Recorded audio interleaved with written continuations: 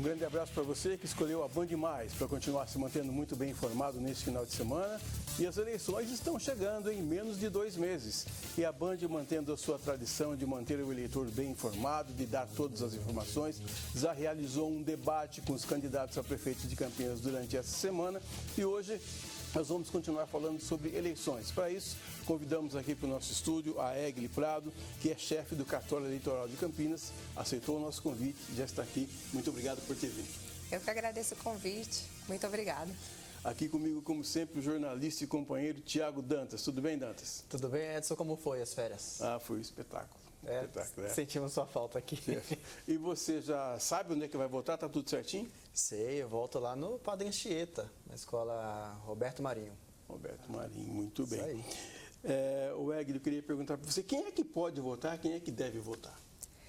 Quem pode votar é aquele eleitor, quem deve, né? É aquele eleitor que já tem o título eleitoral, né? Quem podia se alistar como eleitor é aquela pessoa com mais de 16 anos. Ela já pode fazer o título eleitoral. É obrigatório o alistamento para quem tem mais de 18 anos. Tá? Quem tem o título eleitoral deve se dirigir às sessões eleitorais no dia 6 de outubro para demonstrar seu voto. Egli, como que ficou essa questão do cadastramento de biometria? Essas eleições agora, as urnas estarão mais modernas, né, biometria. A pessoa que não cadastrou a biometria, ela fica sem votar? Não, ela não fica sem votar. Nós fizemos um convênio com o IRGD e a biometria de muitas pessoas foi importada, tanto do IRGD quanto do Denatran. Então, muitos desses dados serão validados na urna eletrônica, como foram nas eleições de 2022. Então, as pessoas que não têm biometria, elas podem se dirigir às sessões eleitorais que elas conseguirão votar normalmente. Você falou de 16 anos, né? E quem é idoso, assim como eu, deve votar também? Pode votar? Pode votar. O voto ele é facultativo para as pessoas com mais de 70 anos de idade, mas isso não quer dizer que elas não possam votar. O título delas está lá ainda, regular, e elas podem comparecer à sessão eleitoral para votar. Só para aproveitar, aliás, o título de eleitor é talvez o único documento que não tenha validade, não é, Egli? Exatamente, ele não tem validade. Ele pode ser utilizado em todo o território nacional. Se a pessoa já tem a biometria cadastrada, né, lá no e-título, ele pode ser usado como documento de identidade nas sessões eleitorais, tá? Ou seja, aquele título que a gente tem no celular, ele pode ser levado para votar. Sim. E não precisa mais levar o papel que a gente tem geralmente, né, guardado, então pode substituir pelo celular, leva o celular, mostra lá para o mesário e aí ele vota normalmente. Exatamente. Aquele eleitor que já teve a biometria cadastrada, que ao acessar o e-título, que ele consegue verificar que está a foto dele estampada, ele não precisa de mais nenhum outro documento para se habilitar como eleitor ali na sessão para votar. Se ele não tem a biometria cadastrada, ele vai precisar de um documento de identidade, ou um RG, uma carteira de habilitação, uma carteira profissional, todos os documentos de identidade nacionalmente válidos, tá? Carteirinha de clube, carteirinha de estudante não são válidos, tem que ser um documento oficial com foto. Eu sei que toda novidade acaba bloqueando um pouco as pessoas, né? O e-título é uma novidade ainda? Já caiu no gosto da população ou tem gente que ainda é resistente a ter esse documento eletrônico? Tem gente que ainda é um pouco resistente, né? É difícil, especialmente os idosos, querem o papel, mas ele não é mais necessário. Além disso, dentro do aplicativo do e-título, existem diversas facilidades, serviços para o eleitor. Ele consegue emitir uma certidão de quitação eleitoral, o eleitor consegue também regularizar seus débitos. Então, eu recomendo muito que todos os eleitores baixem o aplicativo e utilizem não só como um documento de identificação, mas também como facilitador dos serviços eleitorais. Pesquisa do local de votação, também fica disponível lá, tudo isso está na mão do eleitor. Egli, aproveitando que você está aqui, eu vou tirar uma dúvida pessoal. Aquele comprovantezinho que a gente recebe após o voto, é preciso guardar ele por quanto tempo? Não existe um prazo para que você guarde esse documento, mas é bom tê-lo. Eventualmente pode haver alguma inconsistência no envio dos dados de votação e você tem aquele comprovante ali para poder exibir. Uma certidão de quitação eleitoral substitui esses comprovantes, tá? Se você tiver uma certidão de quitação eleitoral com a data de hoje, ela substitui todos os comprovantes de votação antigos. Para quem deu uma bobeada e acabou perdendo o prazo, é possível ainda transferir o título do domicílio eleitoral ou não mais? Não é mais possível transferir o título, esse prazo se encerrou em maio. Agora, a única coisa que é possível fazer é a transferência temporária dentro do próprio município que a pessoa já está cadastrada como eleitor. Tá? Não é possível transferir de município, tá? Só de local de votação dentro do mesmo município. E essa transferência a pessoa, o eleitor, pode fazer pelo site, presencialmente no cartório? Como que ele pode fazer? Só em alguns casos eles podem fazer pelo site, que é no caso de acessibilidade, algumas indígenas, essas pessoas é possível fazer o atendimento pelo site. As outras pessoas têm que se dirigir pessoalmente ao cartório eleitoral para poder fazer essa transferência, mas ela é bem rápida, tá? E ela é recomendada especialmente para aquelas pessoas que estão com alguma dificuldade motora, né, que estão com um pé quebrado, né, estão usando muleta, uma questão temporária e precisem de uma sessão acessível, é a hora de fazer uma transferência para uma sessão acessível.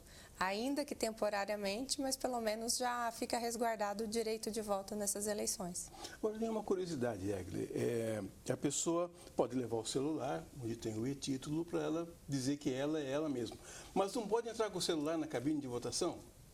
Não pode. Existe uma previsão, né, na legislação e na resolução de que a pessoa não deve entrar com o celular na cabina de votação. Isso daí é para resguardar o sigilo do voto da pessoa, né? É uma conquista cara nossa e antiga que é para evitar o voto do cabresto. Isso daí não tem a intenção de punir um eleitor por querer divulgar seu voto, nem nada do tipo, né? Mas é para resguardar a privacidade daqueles que querem manter o seu sigilo de voto, que é um direito constitucional, né?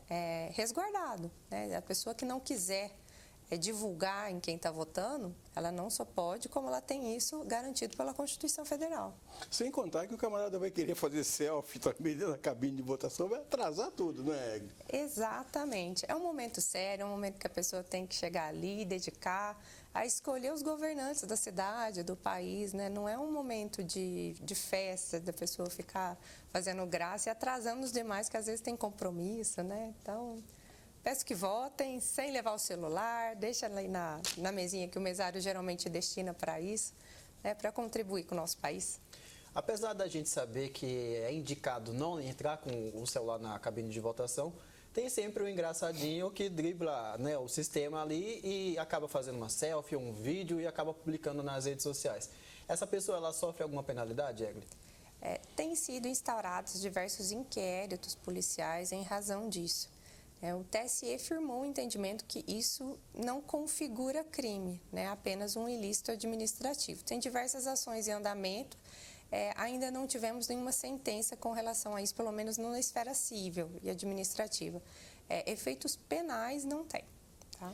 Uma pessoa que tem algum problema de mobilidade ou que tem algum problema mais sério de saúde, ela pode entrar como acompanhante na cabine de votação ou não pode?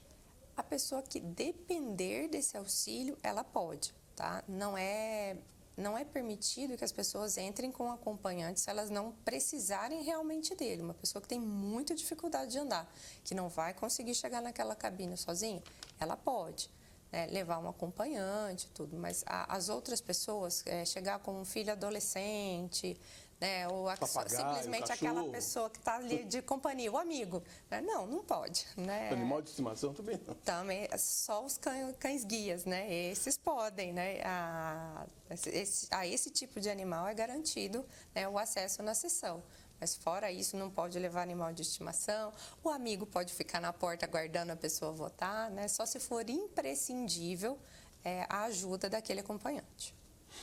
Egli, explica um pouquinho para a gente que é leigo, né, e os telespectadores também que pode não ter tanto conhecimento quanto nós, como que funciona a urna? São chips ali onde são computados os votos dos eleitores e que depois disso são destinados para o cartório para fazer a contagem. É assim que funciona? Mais ou menos. A urna, ela tem diversos dispositivos dentro dela e externamente, né? Dentro dela, ela tem uma plaquinha em que são gravados os dados da urna e assim como nessa placa interna, tem a mídia externa, que é a que vai para a Justiça Eleitoral para ser feita a apuração. É importante ressaltar que a gente utiliza diversos sistemas que são aprovados no teste público de segurança. Para fazer para a gente poder guardar esses dados aí da apuração. Além disso, é feito um sistema de segurança para que a gente envie esses dados. A gente só envia por uma rede de dados da Justiça Eleitoral. Essas mídias são trazidas sob escolta para a Justiça Eleitoral. Então, assim, é um sistema bastante seguro. A urna, só para não perder o gancho, a urna esse sistema não é conectado à internet, tanto é que o voto, tanto é que a lista de votantes, a totalização é feita em papel e é levado com escolta, é isso que você está dizendo? A urna ela é conectada somente na energia elétrica, não tem realmente nenhuma conexão de dados. Quando é feito o encerramento da votação pelo mesário, é retirada aquela mídia de resultado, que a gente chama, que é nada mais, nada menos do que um pendrive, e esse pendrive ele é enviado para a Justiça Eleitoral por um dos nossos apoios logísticos que estão na escola, né? Esse traslado que é feito, ele é feito sob escolta policial. Então, aquela mídia que saiu da urna, ela chega direto para a gente, lá no cartório eleitoral, para que seja feita a transmissão de dados para o TSE. Essa transmissão ela é feita por uma linha segura de dados, uma linha interna da Justiça Eleitoral, sem acesso de internet, é só intranet também. Tá? Então, assim, são várias camadas de segurança para que aqueles dados da urna eletrônica cheguem de forma escorreita até o Tribunal Superior Eleitoral e seja feita a apuração, a consolidação dos dados, eu diria. Eu sei que o Dantas está desesperado para fazer perguntas aqui, mas nós temos que ir para um rápido intervalo. Daqui a pouco a gente volta. Hoje estamos conversando com a Egli Prado, que é chefe do cartório eleitoral em Campinas, dando uma aula para a gente aqui de como é que vai funcionar o voto, a sessão eleitoral, no dia 6 de outubro, dia do primeiro turno das eleições municipais. Daqui a pouco a gente volta.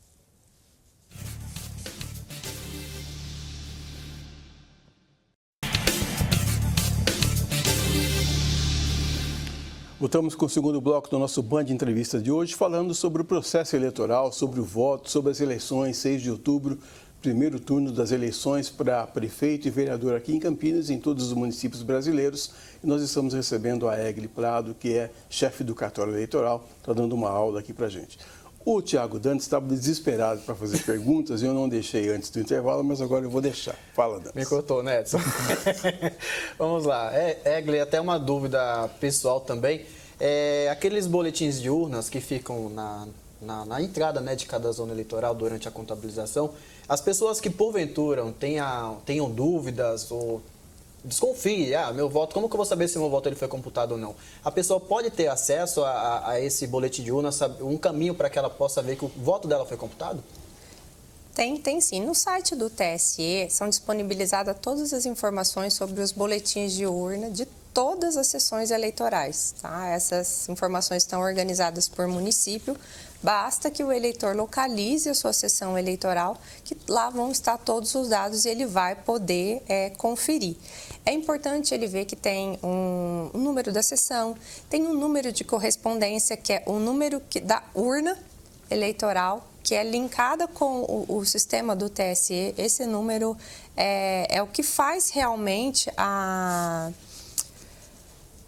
ligação, né, entre aquela sessão eleitoral e aquela urna. Então é importante que ele confira e ali vão ter a somatória de todos os votos daqueles candidatos que receberam voto, né? Vamos reforçar, desculpa aí a insistência, né? Então todos os candidatos que receberam voto naquela sessão vai ter ali de forma consolidada o resultado deles no boletim de urna, tá?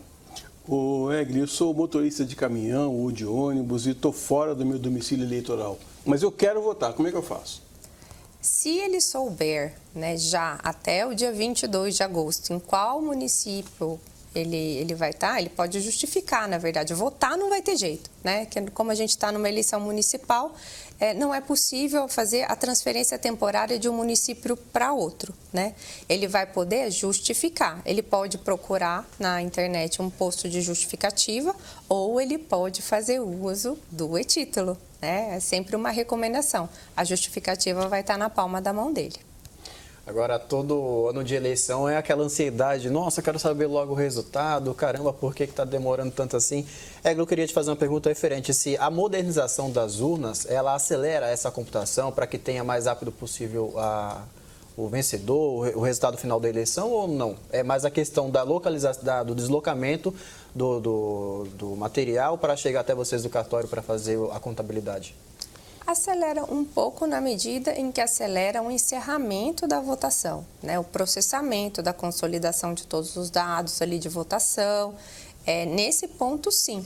Mas a gente ainda depende de diversos outros fatores para poder, né, proclamar os vencedores da eleição, né? O transporte até o cartório eleitoral, a apuração ali, o tráfego de dados da Justiça Eleitoral. Então, são vários pontos que tem que ser observados ali para cômputo do tempo geral de apuração, né? Então, não só a rapidez das urnas eletrônicas, mas de alguma forma já contribui, porque se termina mais rápido, né, essa finalização dos trabalhos nos locais de votação, as urnas também começam a ir para o cartório mais cedo, né? Então agiliza um pouco. Na verdade, que o que demora mais é levar o pendrive até o local de apuração do que a contagem em si. Tem sido muito rápido, que está cada vez mais rápido, não é? Sim, está cada vez mais rápido. O TSE tem se empenhado a cada eleição para melhorar essa parte.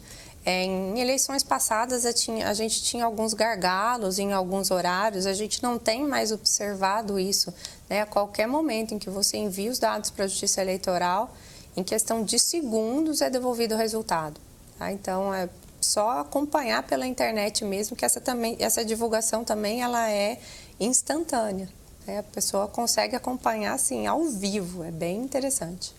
Egli, nos bastidores você estava comentando sobre um novo golpe, né, que está surgindo agora nesse período de eleição. Eu queria que você compartilhasse um pouquinho. Golpe? Golpe, Edson. Como tudo na vida, nas eleições também tem golpe.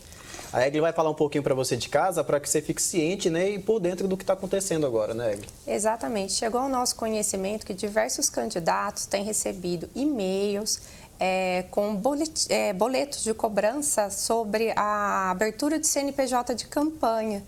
Eu gostaria de reforçar que não é cobrado nenhuma taxa, nenhum valor para a abertura do CNPJ de campanha. Ele é totalmente gratuito e automático.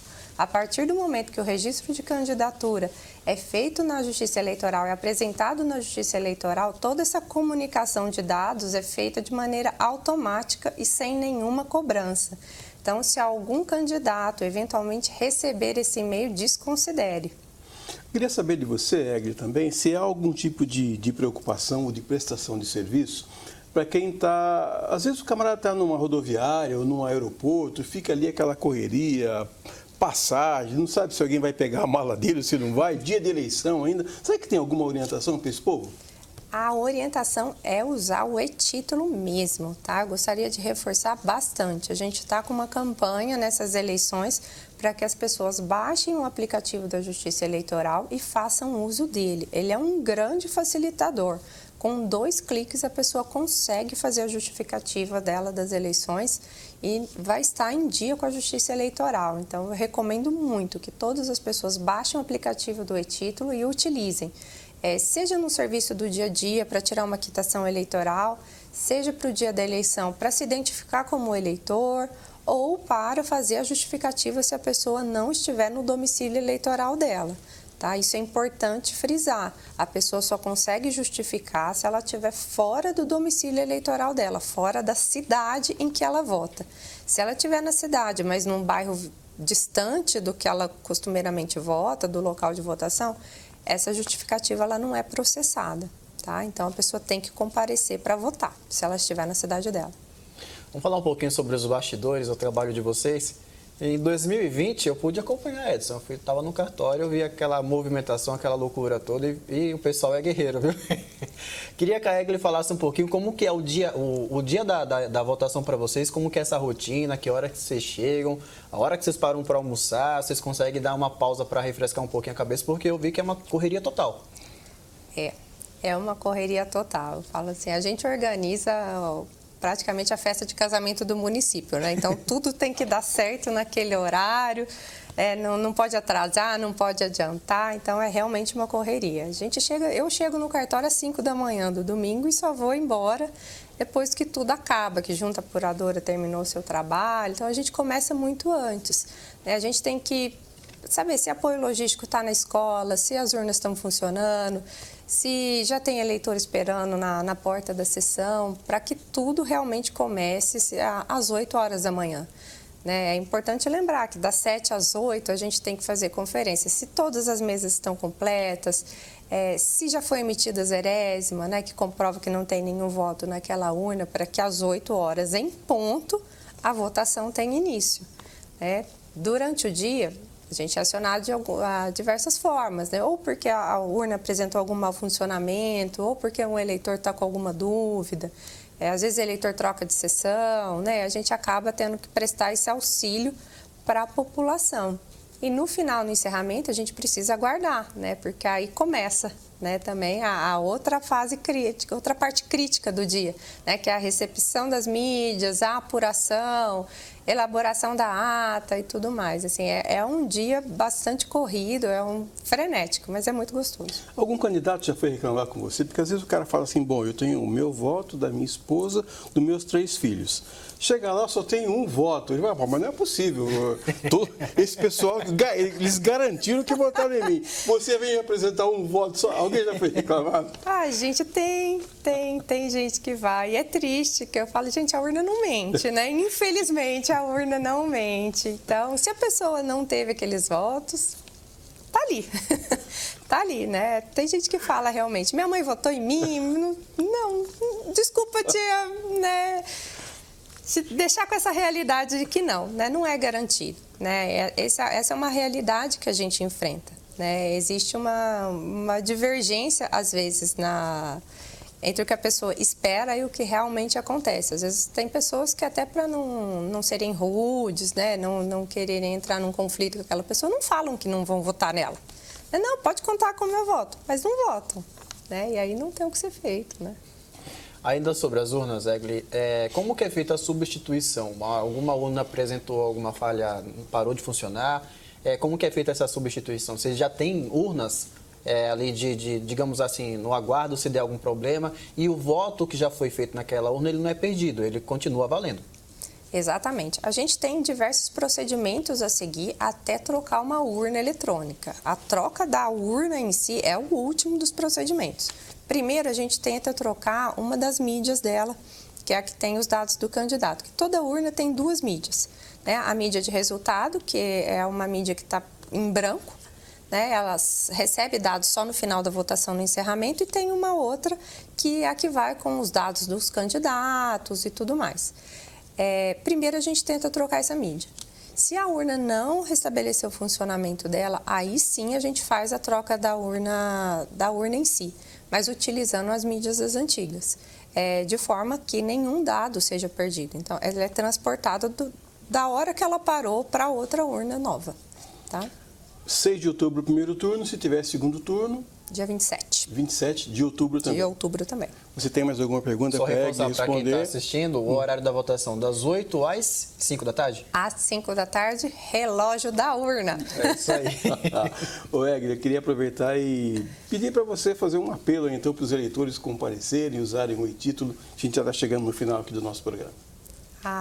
Eu gostaria, primeiramente, de agradecer a participação e chamar todos os eleitores de Campinas e das demais cidades que estiverem aqui nos ouvindo a comparecer às urnas no dia 6 de outubro e exercer seu direito, né, sua cidadania, né, e votar no candidato que melhor lhe represente.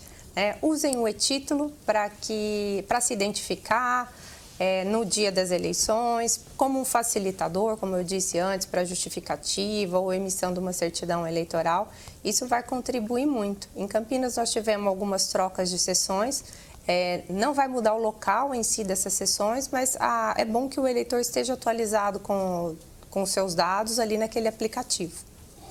Muito bem. Egli Prado, chefe do Cartório Eleitoral de Campinas, muito obrigado por ter vindo, nos deu uma aula aqui. Se você quiser rever esse e outros programas, é só acessar as nossas redes sociais e também o portal bandmulti.com. Nós estaremos de volta com o Band Entrevista no próximo sábado. Até lá, um bom final de semana. Fiquem com Deus.